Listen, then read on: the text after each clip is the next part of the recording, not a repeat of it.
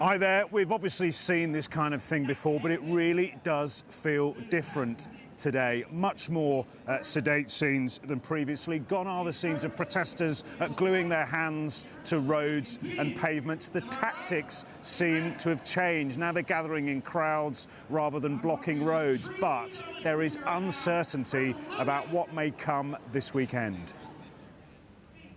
They are using bold imagery in their demand for bold action on climate change.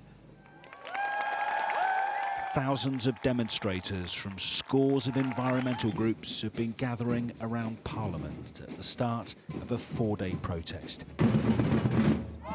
But are ministers noticing? One piece of activism this week definitely cut through. This Just Stop Oil protester disrupted the World Snooker Championship by tipping orange powder paint onto a table. And the group has said it could derail other future events. So what about one of the country's biggest sporting fixtures on Sunday? Will there be disruption of the marathon this weekend? Just Stop Oil are going to continue engaging in non-violent civil resistance until the government meet our demand of no new oil and gas. Just Stop Oil have never said that they are going to disrupt this marathon. We have no intentions of doing so. It's ludicrous that you're focusing on this hypothetical as opposed to the real stories. The real stories are the fact that birds fell out of the sky last summer because it was so hot. The fact there was 27 degrees at the North Pole. So hot you would take your jumper off at the North Pole. Is that a yes or a no with the marathon? I know you're trying to fish me into this, but I've given you a very good answer already, and I hope you use that in the final interview.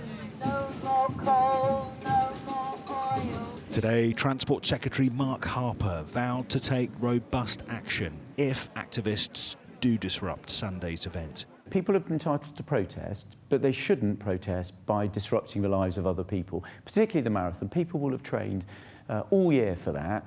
Most of the people that run in the marathon are raising money for important charities across the country. And I think it would be criminal for people to disrupt it. Extinction Rebellion said earlier this year they would step back from the sort of disruptive action they previously became associated with.